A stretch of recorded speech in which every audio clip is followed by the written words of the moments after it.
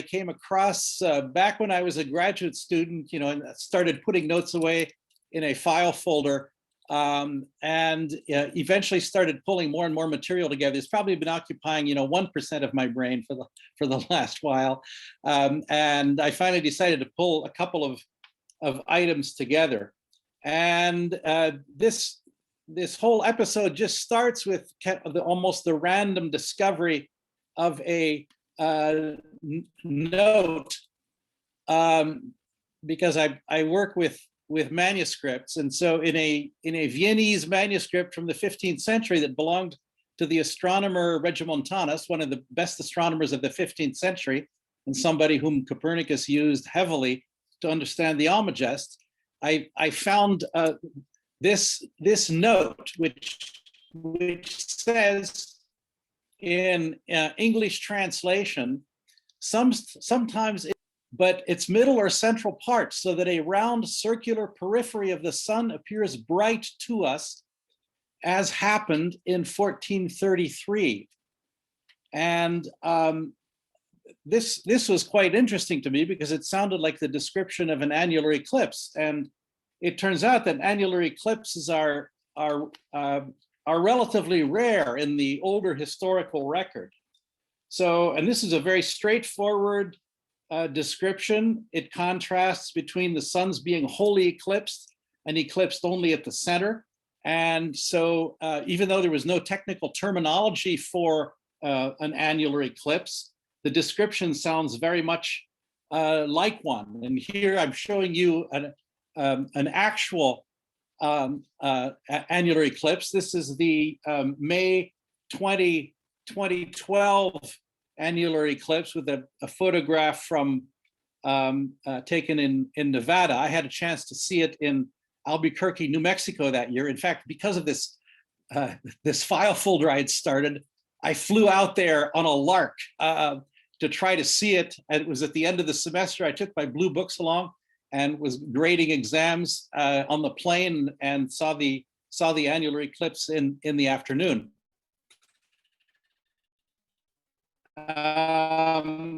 And so there, as I mentioned, there is no technical terminology for this. The first time in Latin the expression annular eclipse is used is in the 17th century, in the Philis Almagestum Novum, so post-Galileo, post-telescope.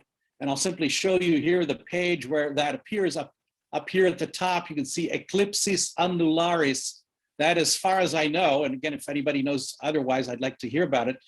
This seems to be the first use of the expression annular eclipse in the Latin literature as a technical term. It's otherwise just described. And so what is interesting about this whole issue is the context of this particular report. The notes in which it appears are a series of arguments against the homocentric astronomical system that the Seville astronomer al-Bitruji had proposed in the 12th century. Now, so this is a system in which the motions of the planets are explained by the interactions of concentric spheres. And here you see one of the classic diagrams for it, a homocentric system proposed by Eudoxus to explain the motion of one of the planets, taking in this case 4 spheres that are oriented at different axes to one another, with the planet on the equator of the innermost. And Aristotle picked up on this, and Ptolemy had to depart from it because the observations did not fit. But this still remained a very favorite system. Here you can see a diagram of the concentric or homocentric system that Aristotle used, where he had not only sort of 4 regular spheres to explain the motions of Saturn, he needed some unrolling spheres going in the opposite direction, so he could have the once in 24-hour motion once again, moving the next 4 spheres of Jupiter, and so on down the line. And al-Bitruji in the 12th century did not like the tools and devices that Ptolemy was using in his Almagest, the uh, eccentric carriers of epicycles with the planets mounted on the epicycle. He thought this was extremely inelegant and contrary to physical theory. So he tried to come up with a homocentric system that would actually do what Ptolemy's system did, which of course Aristotle had never tried, living a half a millennium before all of the sophistication of Ptolemy. So this particular note that I found in Vienna, then in this manuscript, is trying to make the case against the system of al-Bitruji and arguing that if you can see total eclipses and also annular eclipses, it must obviously mean that the sun and the moon vary in their distances with respect to us. Because if a concentric system means that the planets, including the sun and moon, would always be at exactly the same distance from each other, and you would never see any variation. All eclipses would probably look very much the same. They could be partial, but there would not be any rings of light seen around the sun. So because reports of annular eclipses are so rare, the 1433 account jumped out at me, and I've been spending some time trying to figure out what it's about, because the interesting thing is that eclipse was not annular. It was in fact total. And so the question becomes, why is it that somebody in the 15th century is seeing this phenomenon and describing it in terms that sound to us like an annular eclipse, when in fact our retrodictions and the observations of a number of contemporaries suggest that the eclipse was very total, that it got quite dark. Some reports by non-technical people sort of say it got dark, we had to turn on the lights, you could see some of the stars, et cetera, et cetera. And so I was, of course, very intrigued to be able to see an annular eclipse, sort of check up on what the phenomenon like that can be like. So my purpose in this paper is to kind of use this observation as a kind of case study of the interaction between theory and observation, because the two interact historically in rather unsuspected ways. So part of the trick here is that we're dealing with issues of perception. And of course, this is very often a problem in astronomy and in observational astronomy. Stories like the canals of Mars and all kinds of other phenomena that are seen but not necessarily explained. This makes the philosophy of science particularly relevant. And so I'm playing around just in the background with this book by Norwood Russell Hanson called Patterns of Discovery, in which he makes the claim that all observation statements are theory laden. That is to say that when you make an observation, you don't bring to it a completely blank mind. It's equipped with a variety of theories. And what he tends to do is to leave one exception. He argues that there may be a kind of language of physical states that is atheoretical. So that it's such a bare bones description that there's no theory in it whatsoever, and that those observations can be relatively theory free. And one can argue that the statement that I showed you earlier about the 1433 pseudo-annular eclipse is one such statement. Now, the case that Hanson uses is he talks about Kepler and Tycho Brahe standing on a hill and watching what the sun either go down or go up. And he's arguing Kepler is a Copernican who sees a rotating Earth, and Brahe is a geocentrist who sees a revolving sun. So his argument here is that basically we should not assume that seeing is this uncomplicated sensory perception where light just hits our eyeballs and that's all there is to it. No, rather seeing is intimately intertwined with theory, so that Kepler and Tycho Brahe are actually seeing something different, even though their eyeballs are getting very nearly the same sensations. And I've always been a little bit skeptical of this claim. It's kind of a neat claim, and Hansen, makes the point very nicely that there is more to seeing than meets the eye, and I'll readily buy that. But I did not grow up. I mean, I did not grow up as a flat Earth person or as a geocentrist, and I think I can't remember ever becoming a Copernican. And I think I still probably see the sun setting in a kind of geocentric way, even though I'm a Copernican. So think about that when you think about this statement about this annular eclipse that ends up being a little bit puzzling. So I will turn then to the 1433 account itself as a kind of exception, perhaps, to the full theory ladeness of observation statements. And so the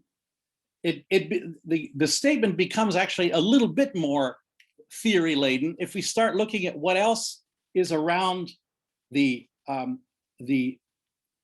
observation claim itself.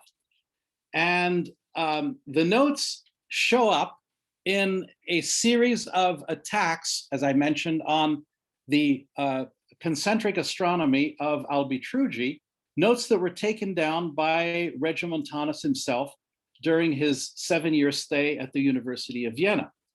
And the tricky thing about these notes is that there's a first person in there. It says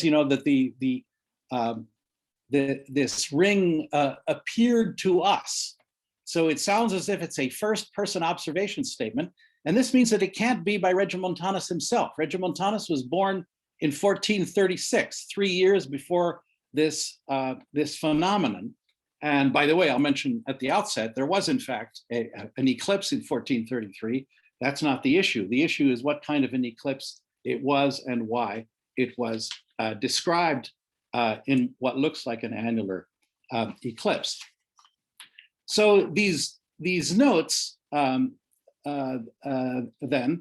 come from somebody else. We don't know where, but presumably from the general Viennese area, because we know there were people discussing pro and contra the validity of homocentric systems. And curiously, we know that Regiomontanus himself, even though he was an excellent mathematical astronomer and knew his Ptolemy forwards and backwards, he was still seduced by the possibility of maybe coming up with a homocentric system. So he's weighing different theoretical options as he's collecting these notes, which are not by him. Now, again, these notes caught my attention because of the relative rarity of annular eclipses. And here, the relative rarity of annular eclipses has some observational reasons, and it has some theoretical reasons, at least in the Latin tradition. So among some of the observational reasons are, first of all, eclipses themselves are relatively rare in one location. People are not moving around an enormous amount, and so you don't get a chance to see very many eclipses, which means you're not likely to be a super sophisticated observer of eclipses when one pops up, and that's one issue. And then another issue is that they're sometimes hard to miss without prior warning. An annular eclipse is still a partial eclipse, which means you don't get as much darkening of the sky as you do with a total eclipse. And of course, a lot of people miss partial eclipses. You don't see the sky getting too terribly dark. And even if you are paying attention, it's very easy to pay attention to all the surrounding phenomena, to the birds getting quiet and the temperature dropping slightly, and not paying attention to what's actually going on right up there. And on top of that, you need a way of being able to observe what's going on. People knew that the sunlight can hurt your eyes, so it's always a tricky matter of trying to actually fully observe an annular eclipse. So those are some of the observational problems with seeing them, and why they tend to be rare in the ancient and medieval historical record. And so let me see. So here, of course, is one way you can see, in this case, a partial eclipse. This is a shot I took some years back in Madison when we had a partial eclipse, and I saw this great phenomenon of, you know, a tree acting as a camera obscura, pinhole camera, allowing you to see the partially obscured sun through all these tiny little pinholes that the leaves randomly make. And so this is how you could see, in principle, an annular eclipse as well. And certainly by 1433, the pinhole device was known and used. We know that it was used already in the 13th century, and it had been used in Arabic astronomy before that. So let me just make sure. And so, yeah, I'll simply mention, since I've got these slides together, I tried to observe, you know, with the naked eye or crude tools when I was looking at that annular eclipse in New Mexico, which took place close to sunset. And here I just made a crude hole in a piece of cardboard with my Swiss Army knife, and got a very nice little annulus. Here's a hole that's entirely too large. Here you can see the sunlight here. So we're in the middle of the eclipse. You can see it's not too terribly dark. And in this case, I took just a handheld picture, a handheld camera picture, which jiggled and through a filter, and you can again see the unobscured ring surrounding the sun. And here's just a sort of a reenactment video of the whole thing. You can see the time is relatively late. It was close to sunset. In fact, the eclipse was in progress when it set. So it's a little bit tricky to see. In the case of the one in New Mexico, if you did not know an eclipse was taking place, it would be very hard to tell, especially around sunset, when it's getting slightly darker in any case. Now, let me turn to some of the theoretical reasons why it was hard to see annular eclipses. And that is that Ptolemy's Almagest, I won't go back to the pre-Almagest period. As far as we know, the Babylonians did not see any annular eclipses, but Ptolemy, when he discusses eclipse theory in the Almagest, he ended up computing, reducing some measurements that Babylonians had taken earlier, and he came up with an apparent solar diameter of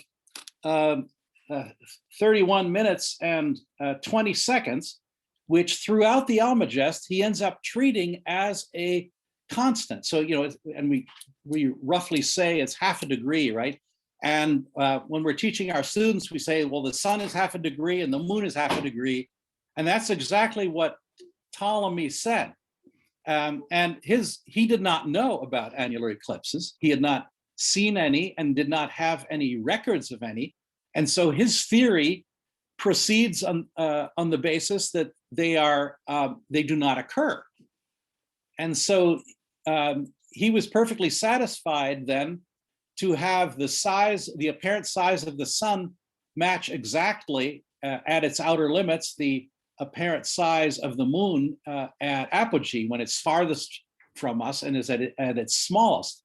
So the argument is, when the moon is as far away as it ever gets, it completely covers the disk of the sun, and we have only total eclipses. And he says in Book 5 of the Almagest, it is altogether uncertain in the case of the sun, not only how great its parallax is, but even whether it has any parallax at all. And even though his theory of the sun has the sun mounted on an eccentric circle, which will give you a variation in distance, he does his own behavior in the eclipse theory is not to take the variation in distance of that eccentric deferent into account. What he does is to use the eccentric for to get a decent change in velocity of the sun, and he's really not paying any attention to a change in distance, which seems like maybe a kind of paradox. So this great work of mathematical astronomy, arguably the greatest scientific work of antiquity, and the work that puts mathematical astronomy on a sound footing, starts out with the presumption that no annular eclipse is possible, although he does not draw that conclusion. He does not say an annular eclipse is impossible. His theory is consistent with no evidence of an annular eclipse. So this is a kind of significant hurdle that later people will have to overcome. But it's possibly a little bit later in the 2nd century that an astronomer by the name of Sosigenes, and we think it's perhaps the 2nd century Sosigenes, there are 2 of them, he comes up with an observation where he says, whenever the sun's center and the center of the moon, as well as our own viewpoint, are aligned, what happens does not always appear alike or the same, but sometimes the sun itself is enclosed by the cone which encloses the moon and has our sight at the apex. Sometimes it even lasts for some time without appearing to us. That's say we have a total eclipse. And sometimes it falls so short of this so that a rim is left appearing during mid-eclipse. So this again is a classic description of an annular eclipse. There's no technical term here. There's a roundabout discussion of what is going on here. And Sosigenes, we don't have any actual books by Sosigenes surviving. This is a quotation that appears in a work by Simplicius, who is using the evidence. And Simplicius in the 6th century was not the only person to run across the account by Sosigenes. Simplicius uses it positively, but we also have an account by Proclus, who does not buy it. And again, I won't bother to read this entire quotation, but you can see in the middle bold section, from this it is clear that what Sosigenes the Peripatetic related in his book on the unwinding spheres is not true, namely that the sun is in eclipses at its perigee. It is seen without being completely occluded, but that with the edges of its circumferences, it exceeds the circle of the moon. And let's see, I can't fully read because of the little blocks here. Oops, let's go back here. Well, in any case, he's trying to make the point that this one observation should not be paid heed to because it contradicts Ptolemy. So again, Ptolemy is so secure as a theory here that Proclus does not find this account compelling and thinks it's more likely that Sosigenes made a mistake.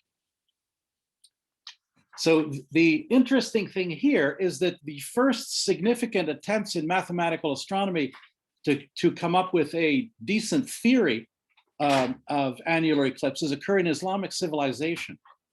And this is very interesting for cross-cultural reasons.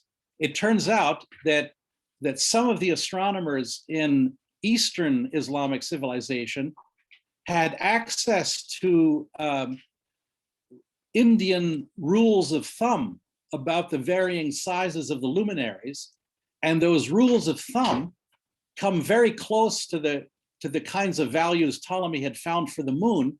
The Indians also had values for a change in the size of the sun, and those rules of thumb became incorporated into Ptolemaic astronomy when Ptolemy was translated into Arabic. And so the figures that get integrated into Arabic mathematical astronomy actually account for a variation in the sizes of both the sun and the moon, unlike Ptolemy, who kept the distance of the sun constant. And that's actually a very interesting twist. And so I won't go into too much detail here, only simply to say, let me see, I actually put a slide up for that. No, I did not. Okay, the variation here is on the order of 3 minutes of arc for the variation for the apparent diameter of the sun, and on the order of 6 minutes for the variation of the apparent diameter of the moon. And the extreme values are such that you can get annular eclipses out of those. Now, what's interesting here, just one small tidbit, is that the work of the astronomer al-Batani, who went very carefully through Ptolemy's Almagest, does actually give the figures I just gave you, but he too does not draw the conclusion that you can have annular eclipses. His figures allow it, but he doesn't mention it as a possibility. So it's only really later that you get more and more observations of this. In fact, I should say that in the 13th century at Moraga, the great observatory that's famous also for its theorizing in the middle of the 13th century near Tabriz, you have more and more annular eclipse observations that are taken very carefully. So against this background, with the difficulties in terms of the theory and the observation of annular eclipses, let me turn to making sense of the 1433 observation. I'll simply show you 2 quick slides here from NASA. So this is kind of the path of this eclipse, and you can see that here, here is sort of where the greatest centrality is taking place, if you will. You have the greatest width, and then it's going right over Vienna here. My internet connection is unstable. So here you can see that Vienna was just inside the NASA's retrodiction about this eclipse of the 17th of June, 1433. And again, it is total. There's no question about it being annular. So what does a historian make of these discrepancies?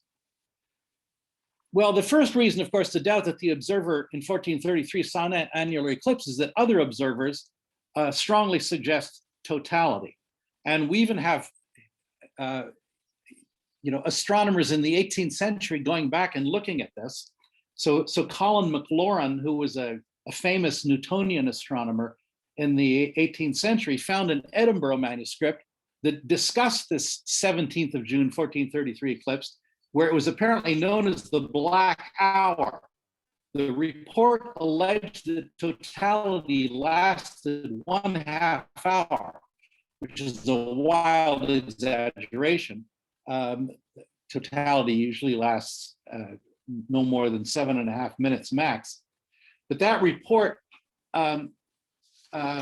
was suggesting that it was very dark indeed, and Maclaurin says, quote, "in 13 degrees of her perigeuum," so that this must have been a remarkable eclipse, unquote.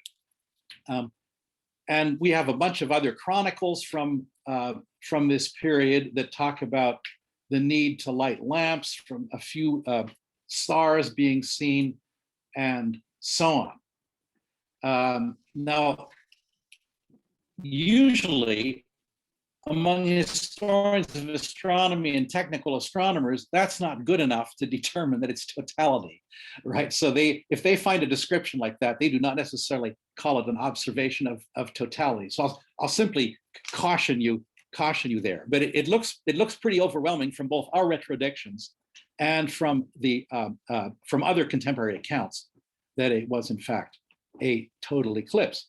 So what kind of phenomenon did this person see? And this periphery that the observer saw around the sun is most likely a very smooth corona. Let me see, do I have anything here?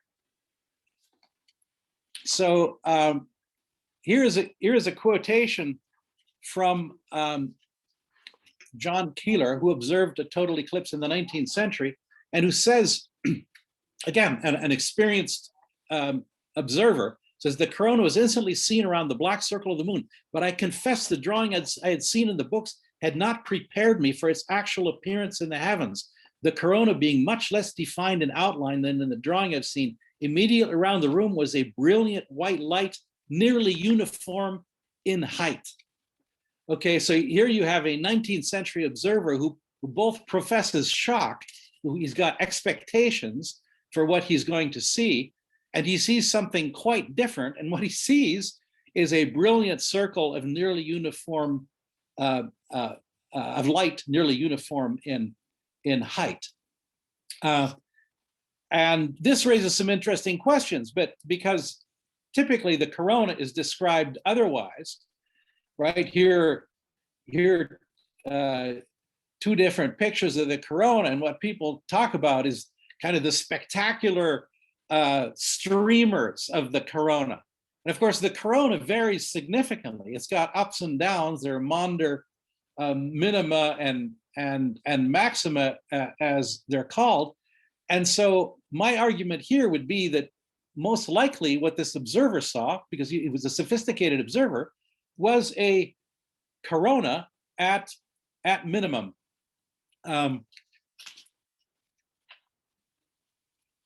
So let me now turn to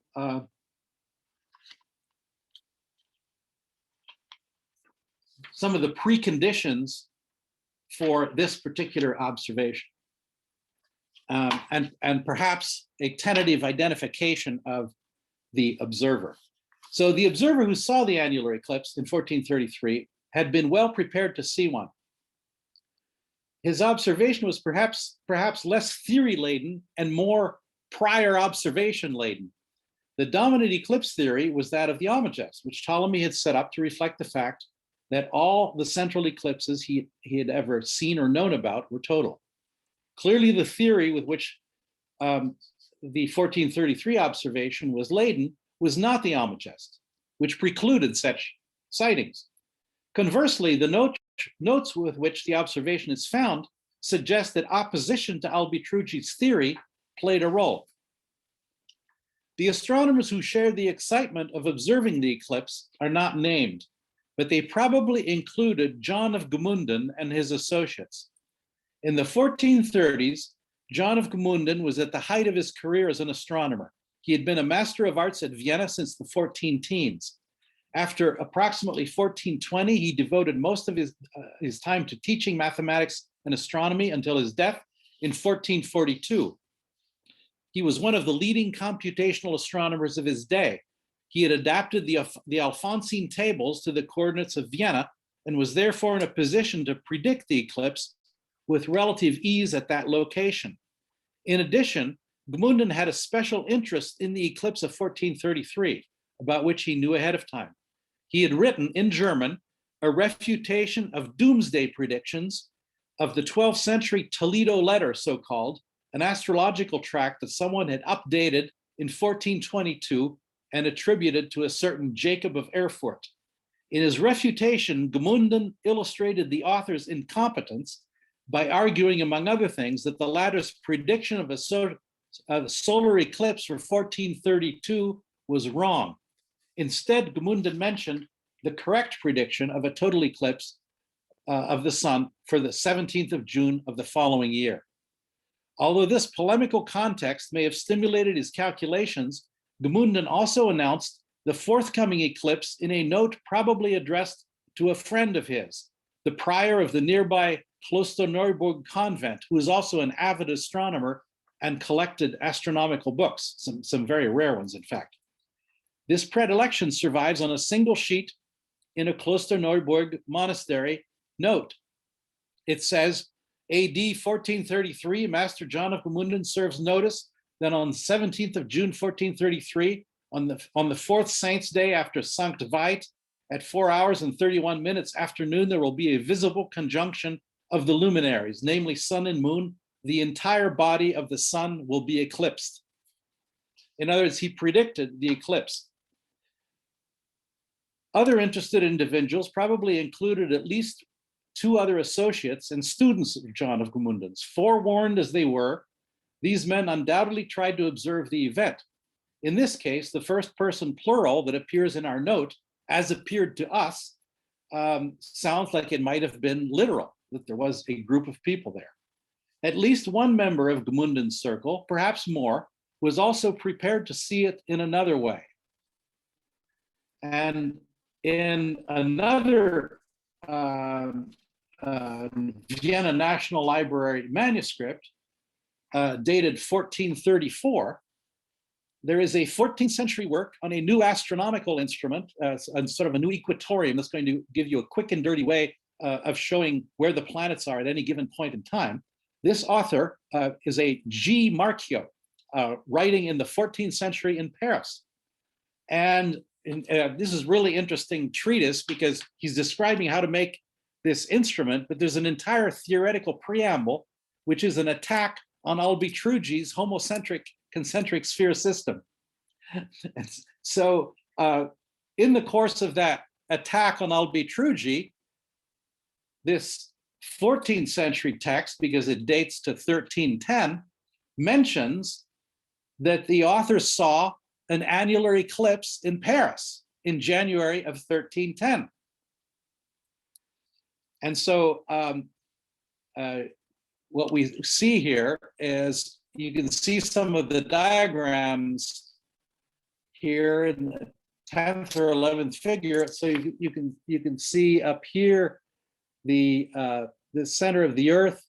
Here is the epicycle of the moon, with the moon at perigee, close to us. And here's the sun up here. And here you can see another diagram with the moon over here on the epicycle at apogee, away from us. And the 2 angles then show, and you can see then the portion of the sun sticks out on each side. So you have the geometry of the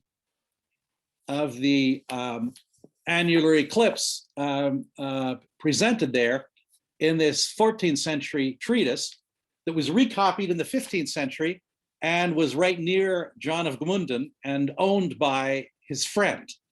Okay, so here is what this 14th century Franciscan, because that's what he is, and also an astronomer, says, arguing against al-Bitruji.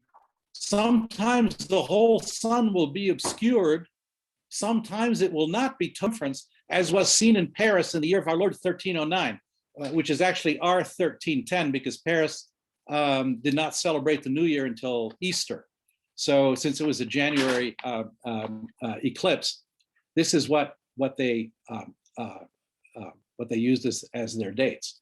So there again, you can sort of see the setup that he's shown, and of course he's arguing that there should be deferents and epicycles and not just concentric spheres.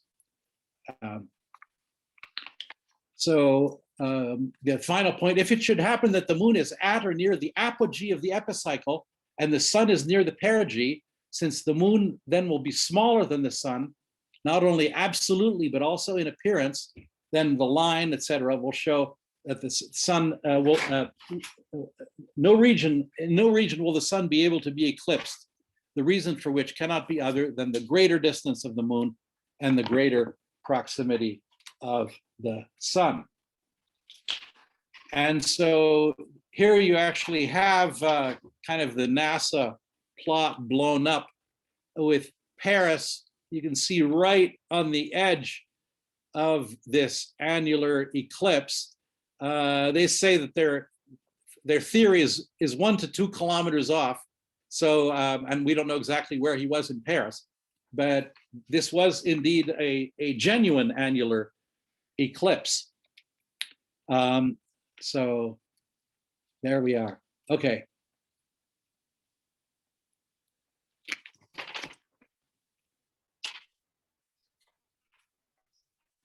So let me just pull together a few concluding remarks then.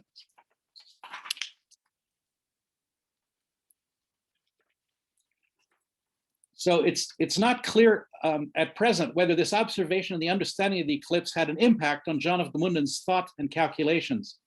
But it's noteworthy and may not be a coincidence that in Vienna, 2 decades after 1433, Georg Feuerbach's new theory of the planets parted ways with Ptolemy. Following al-Battani, Feuerbach rejected the Almagest's fixed solar distance for a 3-minute variation in apparent solar diameter and a roughly 6-minute variation in the moon's apparent diameter. Without saying that he ever saw one, al-Battani had pointed out that this allowed the theoretical possibility of annular eclipses existed. And Feuerbach would go ahead to write with his friend and student Regiomontanus an epitome of the Almagest. Feuerbach was probably responsible for the first half, the first 6 books, and book 5 is the one that includes eclipse theory. And Regiomontanus updated it after Feuerbach died. And in that section, we get a full rundown of al-Battani's numbers. So he's not just summarizing the Almagest, but updating the theory. And Regiomontanus explicitly mentions the possibility of an annular eclipse. Now, this brings us full circle because he had in his notebook these notes that were probably derived from that 14th century Parisian manuscripts that saw the actual annular eclipse. And what happened in between was that John of Gmunden, who also knew that 14th century manuscript, looked at the eclipse he had predicted and saw, he thought, another annular eclipse like the one that had been seen in the 14th century, which was used to refute the homocentric astronomy of al-Bitruji. So the interesting thing here is that there's a little bit of theory ladenness, that his observation is loaded a little bit in theory against al-Bitruji, but is heavily loaded observationally by having seen by having read about that other observation in Paris.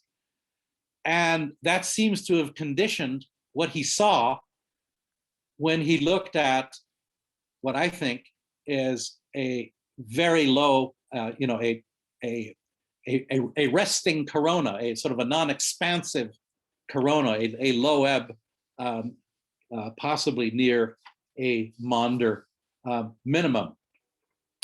So there seems to be little doubt that our observer saw or thought he saw an annular eclipse. In this, he was a fascinating outlier. Thanks to the 2020 hindsight of our modern theories, we can agree with the reports by many less sophisticated contemporaries who saw a total eclipse. Thank you. So if anybody has any questions, I would invite them to go ahead, unmute yourself and go ahead and ask the question. And I want to start, Mike. A lot to think about there. I mean, I've done a lot of reading on the history of astronomy, so I'm pretty familiar with the Ptolemaic system, I think. Pretty familiar with Galileo's and Kepler's and Copernicus's modifications. But I'd never thought at all about the fact that early observers didn't have the luxury of travel that we have today. So you didn't have people who traveled around the world and saw 25 eclipses over the period of their lives. A studious observer might be lucky to see 1 or 2 in their life, if that. So just this idea that people didn't really know about the difference between an annular and a total eclipse kind of blew my mind early in your talk.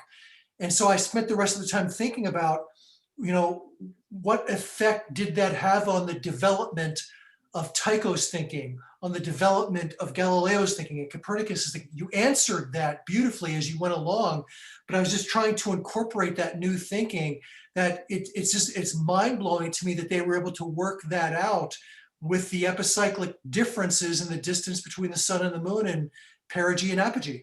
Yeah, yeah. No, the really strange thing, and I recently wrote a paper that dealt a little bit with the sizes of the spheres, and one of the commentators was reading on it when I mentioned, Ptolemy took the distance of the sun as a constant, and said, "What? What? Yeah. No, there's an eccentric. There's an eccentric for the sun. How can you?" Well, no. He, for the purposes of eclipse theory, which is his measurements and so on, he can't find any reason to vary that distance. But he needs the variation in distance theoretically in the model to get the variation in speed. And he doesn't fully recognize those. And then he sets up his theory to accommodate his ignorance of annular eclipses. As far as I know, there is no such thing. So there's no reason to assume that the sun can ever seem larger than the moon at apogee. And so that is kind of striking.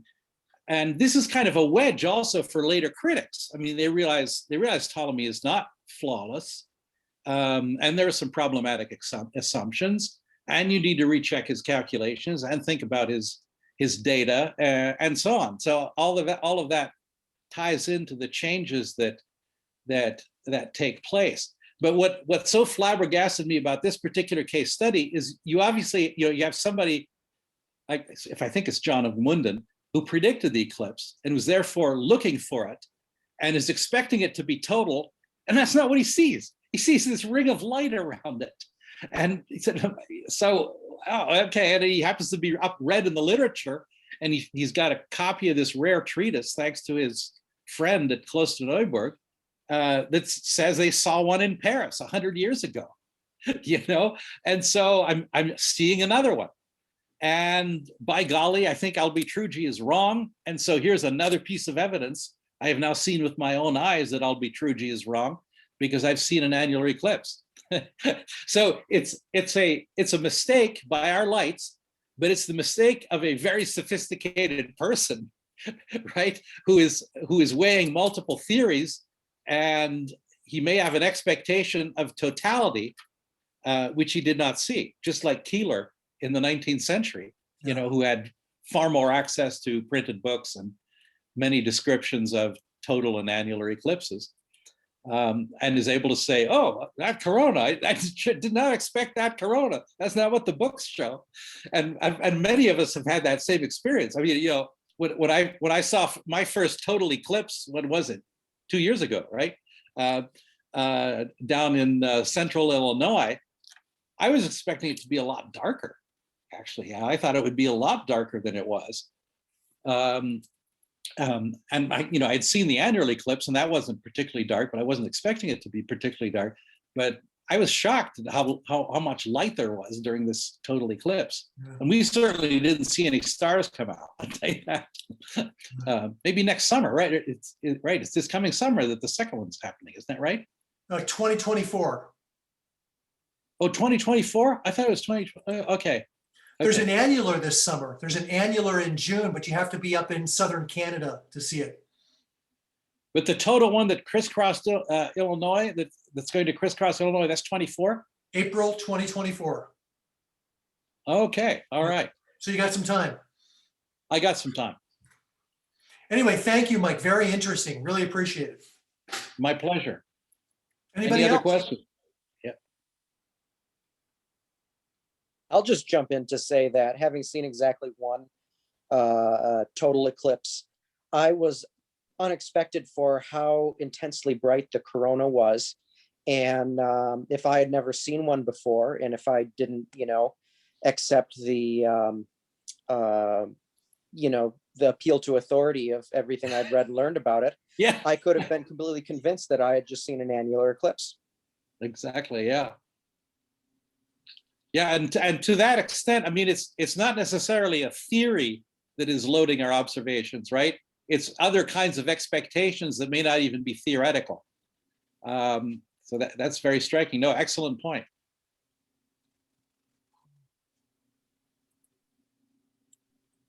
Yeah, that's kind of the thing that when the presentation first started, I was kind of thinking, well, was he expecting to be able to prove a favored theory or not? But yeah, it's interesting that he wasn't,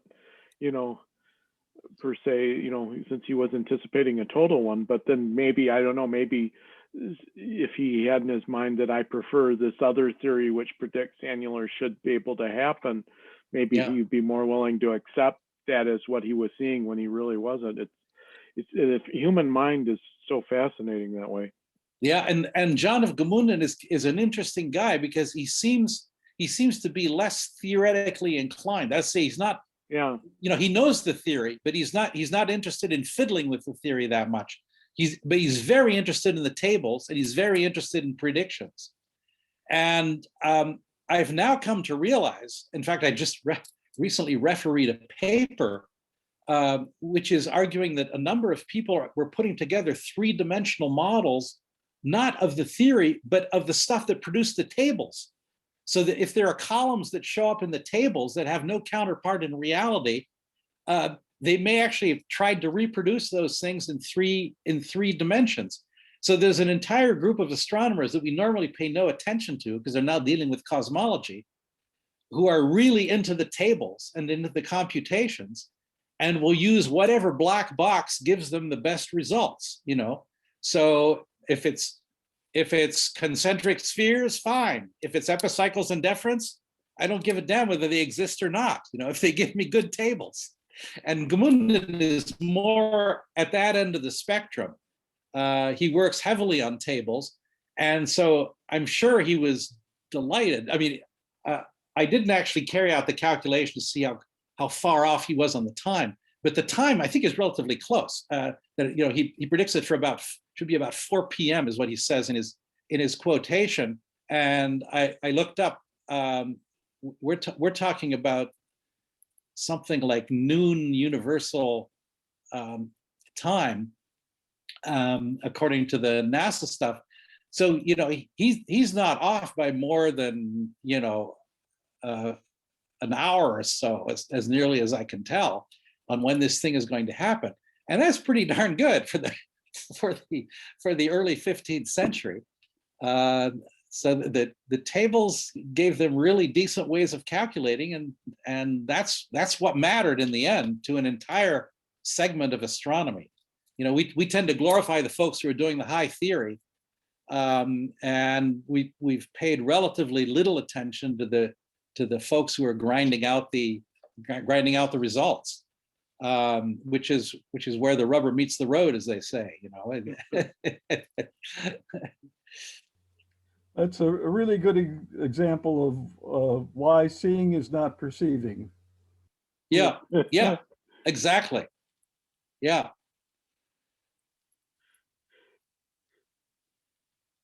Yeah, that description can work both ways, and of course that's the ambiguity of the seeing and of the perceiving.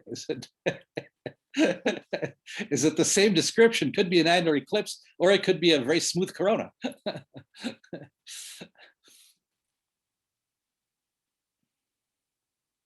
It's one of the fun things I like about watching magicians or illusionists performs is figuring out the mystery of, okay, why did I see it that way when I know I couldn't have seen it that way? Right. I can't possibly be seeing what I'm seeing. Right. It's sometimes illusionists seem to know more about how we mess up in our heads than the scientists do sometimes. Sure. Yeah, right. Well, can you think of any places where I should look or round things out a little bit on this case study? While I was preparing for this, I discovered that there's a Persian astronomer, in fact, who works not very far from Moraga, who's done a lot of work on annular eclipses in the medieval period. And he's turned up an awful lot of data. It's from him that I got that information about the Indian rules of thumb about the changing apparent diameters of sun and moon and the integration into Ptolemaic theory, which is another fascinating thing.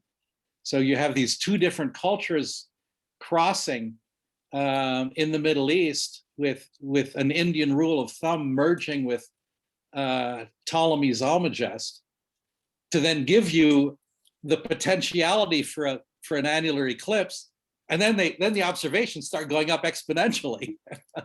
They start turning them up. What is homocentric? I either missed the explanation or you didn't give it. Okay, homocentric is the same as concentric. So when you have a whole bunch of circles around the same point, like a target, you know, all of those circles are concentric or homocentric. Homocentric is just that's just the fancy word to say concentric. It means the same center. Homocentric means the same center. So Mike, I'm not sure what your intended audience is, but I think this would make a very, very interesting, you know, short kind of article for a lay audience in a magazine like Sky and Telescope. But I'm afraid you'd really have, because Sky and Telescope probably wouldn't print anything longer than 2 or 3 pages, and I think you'd have to really abbreviate a lot. Yeah, yeah, that could probably be done. That's interesting. I'll let you folks be the judge of what kind of an audience there is out there. You know, I talk to a lot of historians of astronomy, some of whom are interested in this, but it's hard to gauge how much of an interest there would be in the larger astronomical community. I suppose because it's an observational question in particular, you could get a lot of sympathy, I think, for those of us who've tried to use crude means to watch the phenomena that these folks used, did without instruments, or certainly without magnification, not necessarily without instruments. Well, I think because we're in a period of time where we've got 2 total eclipses so visible in the US that interest in eclipses is probably as high as it's ever been. So a lot of amateur astronomers are just very interested in anything to do with eclipses. And you add to that the element of historical mystery. I think this is a very, very compelling story. And that's why I reacted to it so, with such great interest when you just tossed off a mention of it when we talked last year. Well, thanks. I appreciate that feedback. Yeah, you have I would say a couple of years to condense it down and outline it properly. And I'm sure Sky and Telescope, especially as the next eclipse comes closer, probably would be very interested in printing something like that. Great. Well, terrific. Yeah. No, again, I'd been dealing with all of this stuff, in a bookish way and rather theoretically until my ex-sister-in-law was staying with us and happened to see in the paper that there's this annular eclipse. I said, "Oh, where's it going through?" "Oh, Albuquerque." "Oh, I love Albuquerque." So I literally booked a flight within 24 hours and flew out to see it. Like, this is my chance to sort of see what it looked like, and it was so fascinating in every respect. I mean, I went up on the hotel roof with the manager once he knew why I was there. And he said, "Well, I'm just trying to see what this thing looks like, as observers might have seen it. I'm going to use a pinhole, a rough pinhole, and we'll see what happens." And it was actually quite striking, I've got to say. It did not get dark. We would not have seen it if we hadn't had the pinhole or the filter.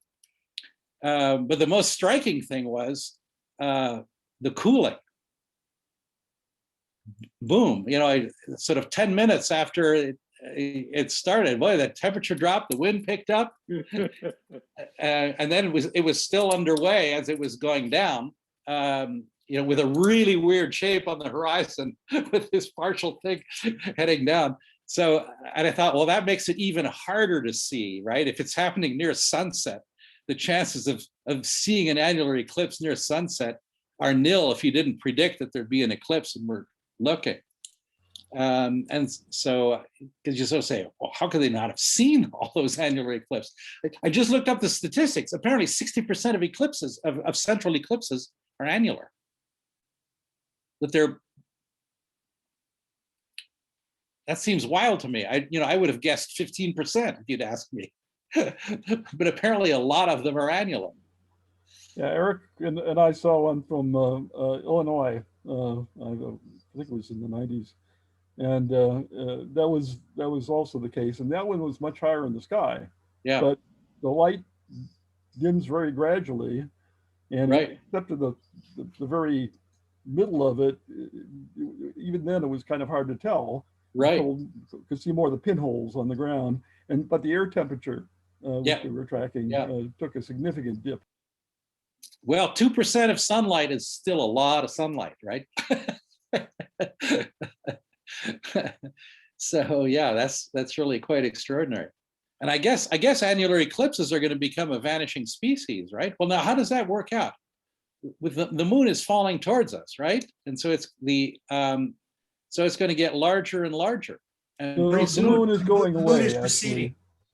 Yeah. So it's the opposite, Mike, that total eclipses are a vanishing species, and in a couple of million years, annular eclipses will be the only thing that we see. Is that right? Okay. Oh, boy, that seems totally counterintuitive. The energy that's being lost through tidal forces that are causing the bodies to separate more and more, because basically the slower the moon goes, the farther away it has to be in orbit. Okay, so does the orbit become more elliptical as a result too? I don't think that's probably the case. Actually, I would expect it might become a bit more circular, but I haven't really looked that up. Yeah. I think that's circular. Yeah, fascinating. Okay.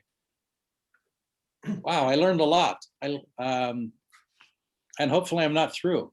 You still got a few million good years of total eclipses to enjoy, Mike.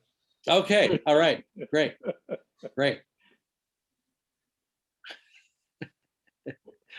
Well, thank you on behalf of. Oh, go ahead, Mike. I'm thinking of another place that this phenomena probably needs to be written up, and that is in this post-truth era.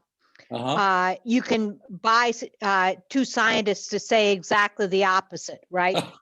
Right. And some of that is purely economic, right? I get paid to say it so I can find research that'll support it, right? Right. But some of it, I think, is truly self-delusional. And in other words, if I have a theory that it should work like this, right, then I literally can't figure out how to falsify that theory. Right. And so we have all this stuff going on in the Middle Age of trying to either prove your own incorrect theory or to disprove your neighbor's incorrect theory without a better one, right? And I'm thinking, something like that for some of the people that are working on, sort of the psychology of self-delusion. Yeah. It might be a really interesting write-up as well. Yeah. Oh, that's interesting. Although, but a little bit out of my specialty, in a way. But it's a case study. It's certainly a case study that could be picked up. I mean, it's a case study, right? Of how much confirmation bias, right? Of how much confirmation bias literally distorts your thinking to the point where the best of us do good to be objective about things. Right. No, absolutely. or sometimes people have, if they believe that they've just made a really important observation, even though, like in this case, he wasn't expecting a total, but because he perceived he might be perceiving an annular, and then he realized at that moment the importance of observing that, then that might have tilted his perception. Yeah. Well, he was expecting a total. He was expecting a total. And so, I mean, so that's a case where he actually went with the evidence of the senses, but it turns out there was more to the evidence of the senses than a single theory. there, there was another possibility that he had not thought of. And of course, I mean, again, I have no idea what contemporary astronomers, who are interested in long-term phenomena do with this, but this looks like a serious observation by a competent astronomer of a minimalist corona. Right? I mean, it seems to me it could have some significance at that level, because this isn't just a random person looking up and deciding. No, this is somebody who expected totality and saw something very different, and does not talk about streamers, going out 2.5 and 3 degrees, right? So yeah, so even this quote unquote error, if you can clean it up, has some utility if you know how to clean it up.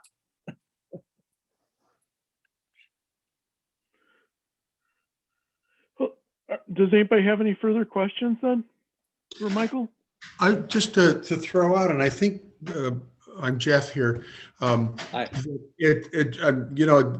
Some of the synapses are just firing here, and so that basically that the observation, what I'm hearing, and but that the observation of this eclipse would be different during the Maunder minimum than it would be at the maximum. So I'm wondering currently, will we experience, it'll only be a couple more, well, like what, to 20, like 3 years down the road, but between what we saw in 2017, which I think was closer to the minimum, but versus what we will see. I think so. I mean, versus what we will see in 2024, would there be would it be a difference for us that we would be able to see, or what's your sense of that?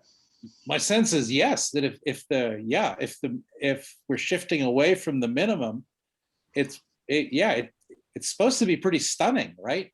I mean, that was one of the things that shocked me. So I initially thought, well, it can't be a corona, because people talk about the coronas as, spectacular and, seducing you and so on. And surely he would have mentioned that, but there's no such thing.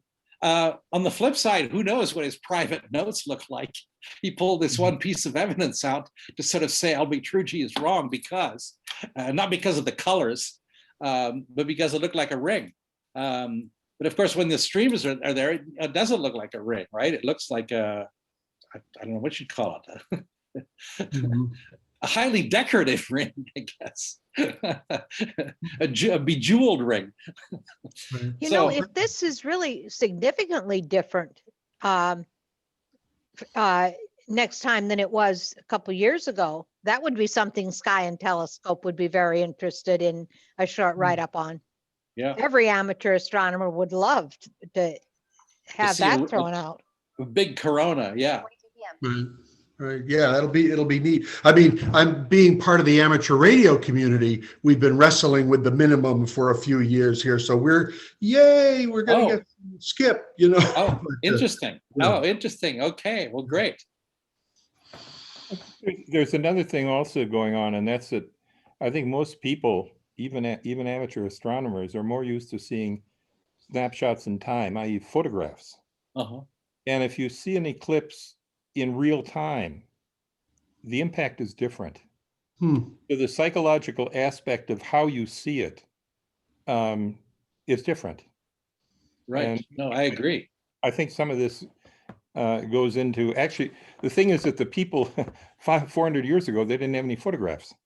So we're depending on, and we have our own built-in biases at this point also, that when we think of an eclipse, we think of the image we've seen of a photograph, which is nice and large, sometimes 5x7 photographs, and placing ourselves back and just looking at it real time, it's a difficult thing unless you're looking at it, say, through a telescope. If you're just looking at it with the naked eye, it's a different beast.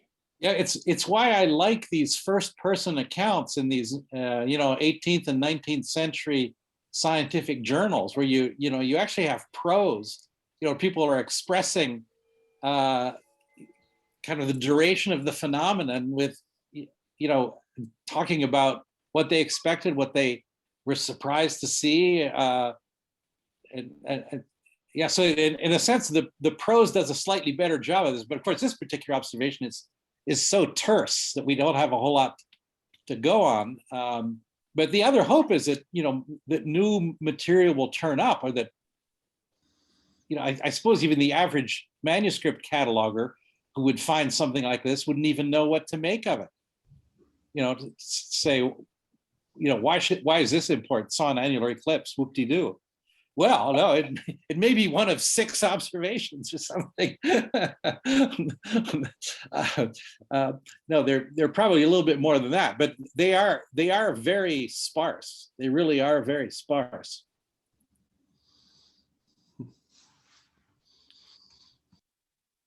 Well, do we have any more questions? Well, if not, then on behalf of Madison Astronomical Society, thanks again, Michael, for giving such a fascinating talk. Just another reminder of, visual observations can be a tricky subjective